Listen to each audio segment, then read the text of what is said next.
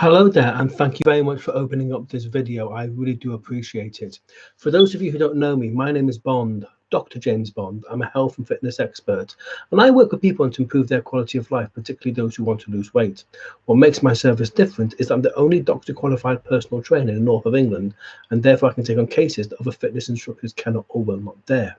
Now, today, I'm very, very saddened to tell you that it's a classical case of I told you so. In the last few days, the UK has been hit by yet another scandal of grooming of young children, this time in Manchester. Now, I'm just reading the independent article where it says investigation identified 57 potential victims and 97 suspects in Manchester, but almost no action taken amid fears of inciting racial hatred. And it said dozens of teenage girls suspects of being groomed and abused in Manchester by gangs of men of Asian backgrounds were failed because police feared upsetting race relations, a new probe has suggested. Firstly, there's nothing Asian about this. I'm Asian, okay? And here's the problem when they say Asian in such articles.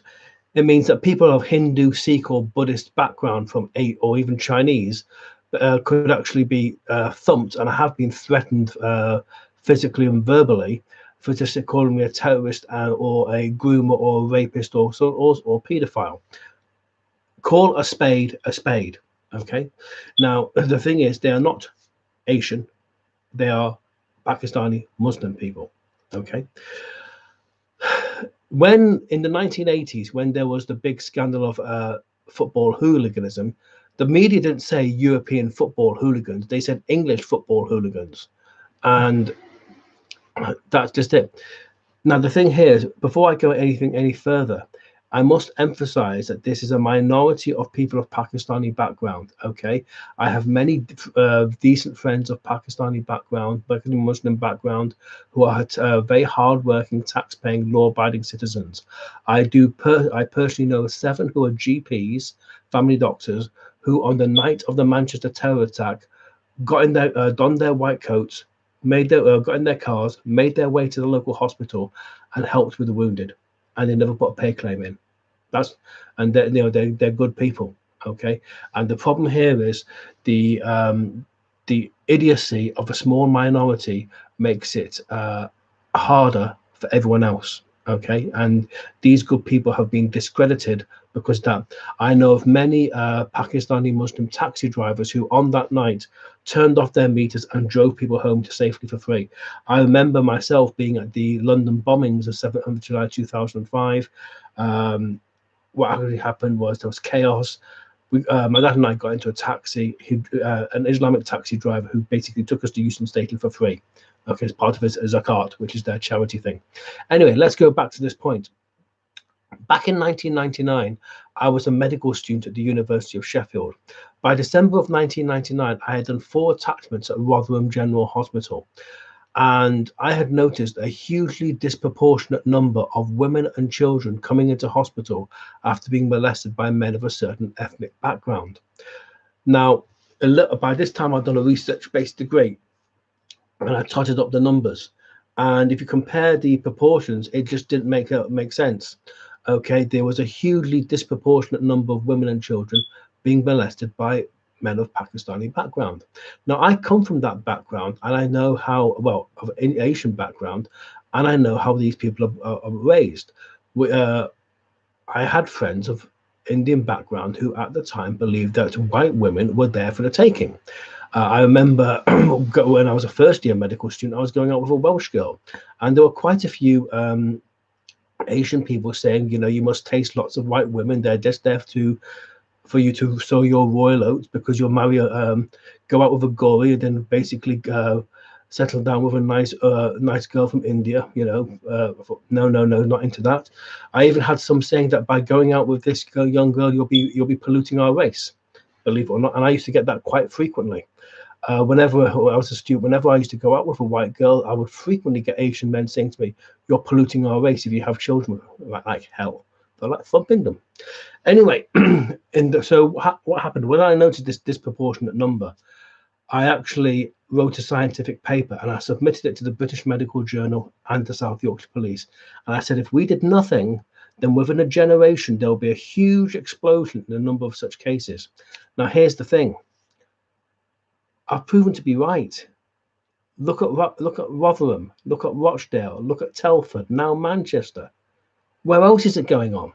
And why aren't the authorities doing anything about it? Call a spade a spade.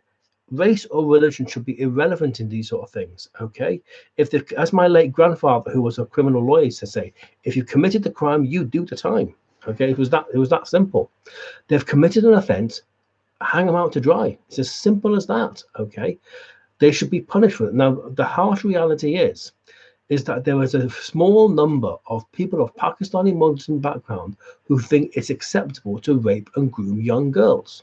Now, in the past, there have been high-profile cases in Sheffield where the judges have dished out a very impressive sentence. Great. I'll pay tribute as well to the victims who have come forward. Magnificent, because they've shown just bravery in coming forward. Okay. But the fact is that the Pakistani Muslim community must no longer bury their heads in the sand. As I said before, the fact is that there is a disproportionate number of Pakistani Muslim men who are represented in such crimes. They do make up a small minority. Okay, I must mention this. There is a minority of Muslim men who think it's acceptable to do this to young white girls. It's unfortunate that happens. And nowhere in your Quran does it tell you to do that. Believe it or not, the Quran is a beautiful book that says that a woman's, in Islam, because I've got many Islamic friends, they'll tell you that the status of women is higher than that of God. It is made very clear in the Quran that if every woman is your sister, and any attempt to disrespect your sister is considered by God to be greater than insult to God himself. It is very clear about this. I've shown this passage of the Quran to many people. I'll happily lend them my copy and show it to them. Every woman is your sister, and any attempt to disrespect your sister is considered by God to be greater than insult to God himself. You make you hurt a woman, you make a woman bleed, you cut off my arm. It's as simple as that. It's made that very, very simple. If you hit a woman, it says, if you hit a woman once, you hit me 10 times. You make a woman bleed, you cut off my arm. The Quran is very simple, very clear about that. Okay, nowhere in their religion does it tell them to do such things, believe it or not. Okay, no matter what anyone might tell you. The Pakistani Muslim community must do something about this, okay? And that basically means we need to start all working together to basically start rooting out the problem, okay? Imams must bring shame on these people, and they really must clump down on them like a ton of bricks. It also means that in such circumstances, okay, if you know these people, you need to grass them up. You need to tell the police. If you know they're doing these sort of things, you need to be telling the police about this, okay? But the sickening thing was, I told the authorities about this in 1999 and nothing was done. If you go below, you can actually get a copy of the report, okay? And you'll be sickened, because if you compare my report that I wrote in 1999 and compare that to the J report that came out, you can see that every single prediction I made proved to be correct. Thank you very much for your time. My name's Bond, James Bond, shaken but not stirred. Bye-bye.